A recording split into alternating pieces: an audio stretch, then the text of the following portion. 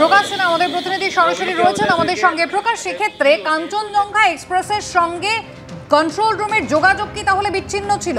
তাহলে এখানে প্রশ্ন হচ্ছে কতক্ষণ ধরে সেই যোগাযোগ বিচ্ছিন্ন ছিল? রেলওয়ে ট্র্যাকিং সিস্টেম যে কাজ করছে না, সিগন্যাল সিস্টেম তো আগেই কাজ করছিল না, সেটা কি কন্ট্রোল রুম বুঝতে পারেনি এবং সেই কারণে এই ভয়াবহ পরিণতি হলো?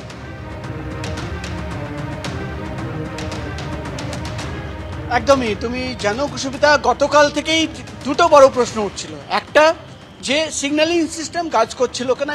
ইতিমধ্যে রেলের তরফে কিন্তু এটা অফিসিয়ালি কনফার্ম করা হয়েছে যে অটোমেটিক সিগন্যালিং সিস্টেম সেটা কিন্তু খারাপ ছিল।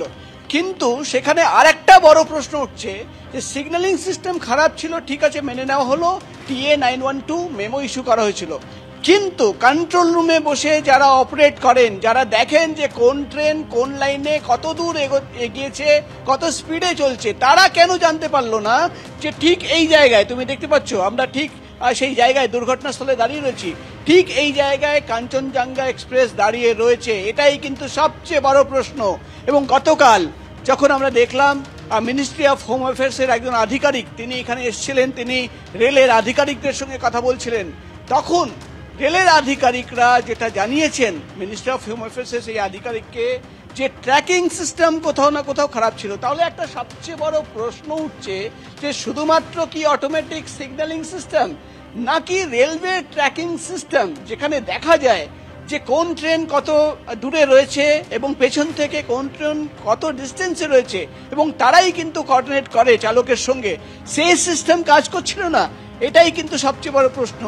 এবং এই প্রশ্নের উত্তর খোঁজার জন্যই রেলওয়ে কমিশনার অফ সেফটি তিনি কিন্তু তদন্ত শুরু করেছেন। গতকাল তিনি দুর্ঘটনাস্থলে এসেছেন, একাধিক আধিকারিকদের সঙ্গে কথা বলছেন। কিন্তু যেটা প্রাথমিকভাবে আমরা যেটা রেল সূত্র মারফত জানতে পারছি, তারা কিন্তু এটা তদন্ত করে দেখছেন যে সিগন্যালিং সিস্টেম খারাপ থাকার জন্য ক্লিয়ারেন্স মেমো ইস্যু করা হয়েছিল, প্রথমে কাঞ্চনজঙ্ঘা এক্সপ্রেসের চালককে, তারপর মালগাড়ির চালককে। কিন্তু কেন তারা জানতে পারলেন না যে একটা জায়গায় গিয়ে কাঞ্চনজঙ্ঘা এক্সপ্রেসের চালক ট্রেন দাঁড় করিয়ে রেখেছেন, কেন কি তার পরের সিগন্যালের ক্লিয়ারেন্স তার কাছে ছিল না? প্রাথমিকভাবে রেলের আধিকারিকরা এটাই মনে করছেন যে সেই ক্লিয়ারেন্স পাওয়ার জন্য কাঞ্চনজঙ্ঘা এক্সপ্রেস ঠিক এই জায়গায় এসে দাঁড়িয়ে গেছিল এবং ক্লিয়ারেন্সের জন্য ওয়েট করছিল। কিন্তু পেছন থেকে যে মালগাড়ির চালক মালগাড়ি নিয়ে আসছিলেন, তার কাছে এই খবরটাই ছিল না যে কাঞ্চনজঙ্ঘা এক্সপ্রেস সামনে দাঁড়িয়ে রয়েছে এবং তার স্পিড কম করে দিতে হবে বা ট্রেন থামাতে হবে। কেন কি, এখানেই সবচেয়ে বড় প্রশ্ন। রেলের আধিকারিকরা প্রশ্ন তুলছেন, তাহলে কি রেলওয়ে ট্র্যাকিং সিস্টেম কাজ করছিল না? এটাই কিন্তু এখন সবচেয়ে বড় প্রশ্ন, যার উত্তর পাওয়ার জন্য আজকে তদন্ত শুরু হবে। এবং যারা ট্র্যাকিং সিস্টেম অপারেট করে বা সিগন্যালিং সিস্টেম অপারেট করে, তাদের একাধিক আধিকারিকদের বয়ান রেকর্ড করা হবে, জিজ্ঞাসাবাদ করা হবে। এবং অন্যদিকে যেটা আমরা রেল সূত্রের মারফত জানতে পারছি যে কমিশনার অফ রেলওয়ে সেফটি তিনি কিন্তু প্রত্যক্ষদর্শী, কোনো প্রত্যক্ষদর্শী নর্মাল এখানকার এই এলাকায় যারা থাকেন তাদের সঙ্গেও কিন্তু কথা বলতে পারেন। সব মিলিয়ে কিন্তু প্রথম এই দুর্ঘটনার ঠিক পর থেকেই যে প্রশ্ন বারবার উঠছিল, সিগন্যালিং সিস্টেম কাজ করছিল কিনা, তার উত্তর হচ্ছে না, কাজ করছিল না, তাই জন্য TA912 মেমো ইস্যু করা হয়েছিল।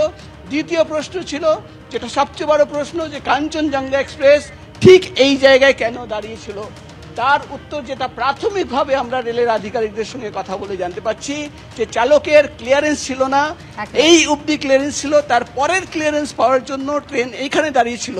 এখানেই কিন্তু সবচেয়ে বড় প্রশ্ন, তাহলে কি রেলওয়ে ট্র্যাকিং সিস্টেম কাজ করছিল না, যার জন্যই কি কন্ট্রোল রুমে যারা বসেছিল তারা মালগাড়ি চালককে কোঅর্ডিনেট করতে পারেনি?